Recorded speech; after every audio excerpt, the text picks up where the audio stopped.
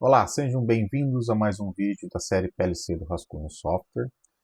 Hoje a gente vai mostrar os alarmes, né?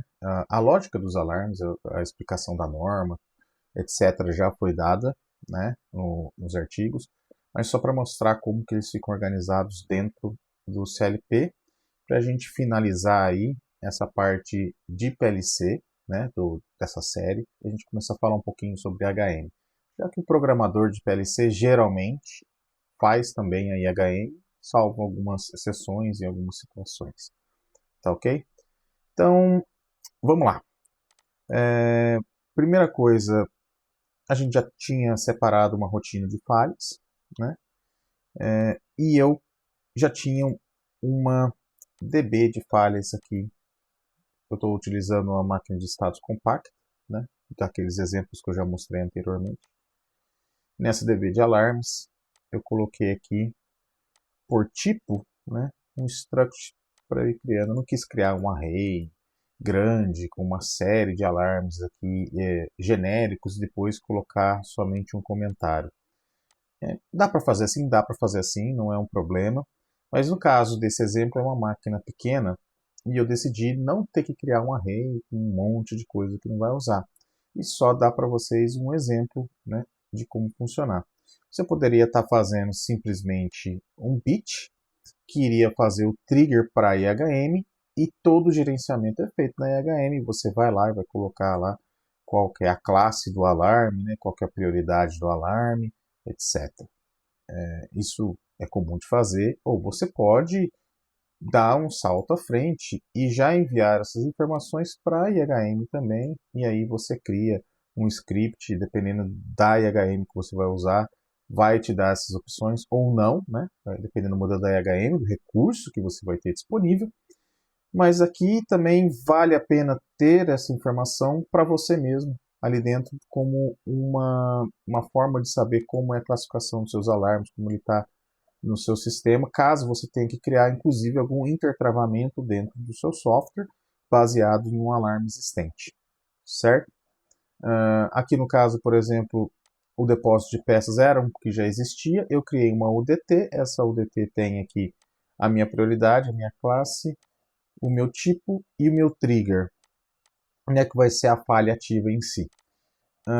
E eu já deixei aqui, já comentado bonitinho, vou abrir o UDT, acho que vai ser mais fácil de verificar, o UDT, né, que ela tem já tudo definido aqui nos comentários para ficar mais fácil. Esse é um caso que os comentários são muito úteis, né, de você colocar. Então eu tenho aqui os valores, né, para prioridade eu tenho alta, média e baixa. Então valor 1, alta, 2 média e 3 baixa. A norma ISA 18.2 não traz para você falando, olha, utilize o valor 3 para baixa. Não, não traz. Né? Mas são valores de uso comum.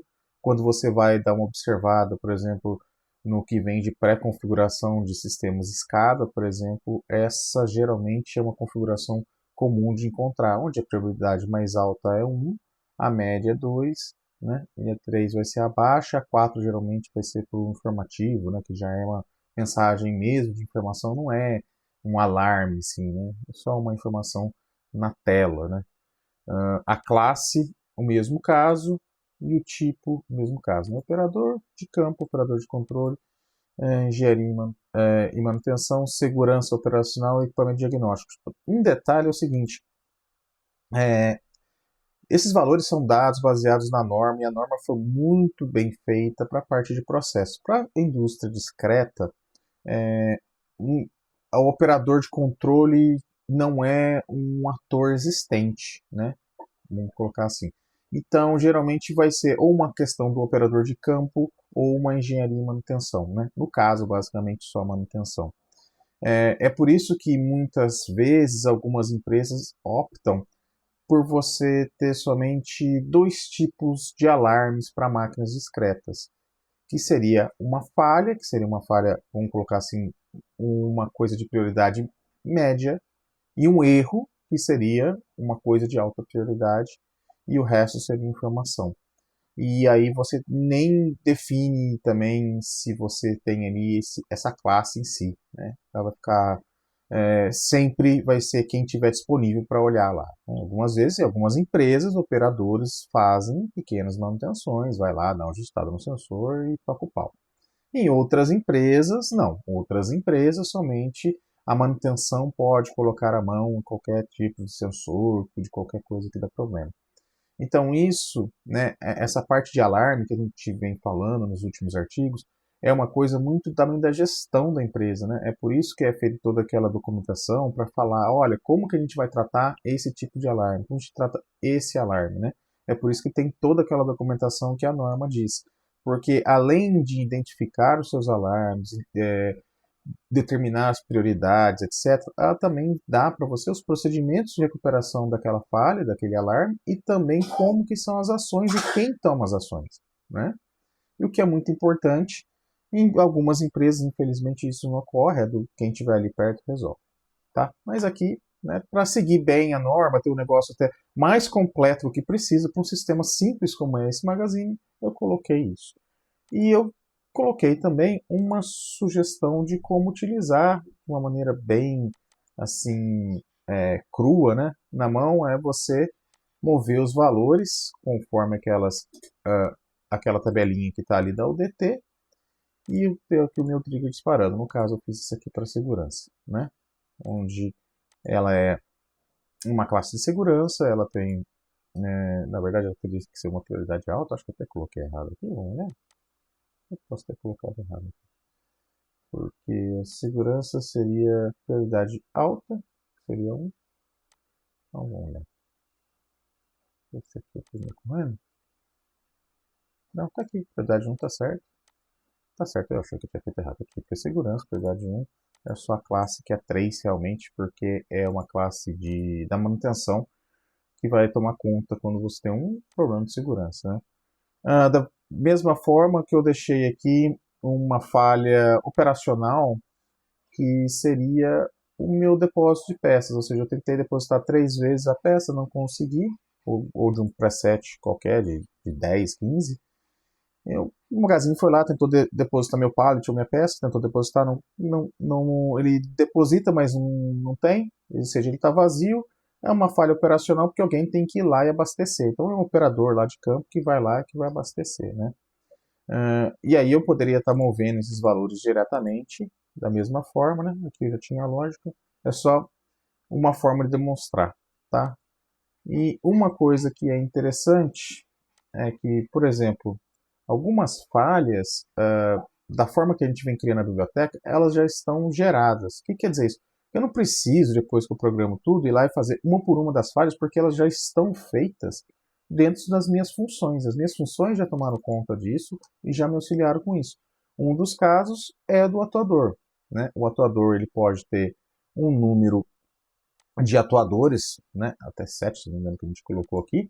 E esses atuadores, eles cada um tem a sua falha. Então eu tenho a falha de avanço do atuador e também tenho a falha individual do atuador. Ou seja, olha, eu tenho uma válvula com 4 cilindros e é o meu cilindro 4 que falhou, né? O que eu quero dizer com isso? Eu quero dizer que você pode ter vários níveis de falhas e essas falhas já estão aqui, todas criadas dentro do meu bloco. Então, quando eu chamo, ele sempre vai estar lá. Eu não preciso depois ir lá no bloquinho de falha, na minha rotina de falha, e criar uma por uma desses atuadores, às vezes copiando e colando lógica. Não, eu já tenho tudo pronto. Esse é um dos motivos que a gente faz isso. E se eu definir que as falhas, todas elas devem seguir aquele padrão de utilizar aquela UDT, essa UDT estaria dentro desse bloco, eu estaria movendo, eles seriam sempre o mesmo valor, eu estaria tranquilo. Um detalhe é que é o seguinte, né, tem aquela de priorização e racionalização dos alarmes. Esse alarme aqui poderia ser um alarme racionalizado. O que eu quero dizer?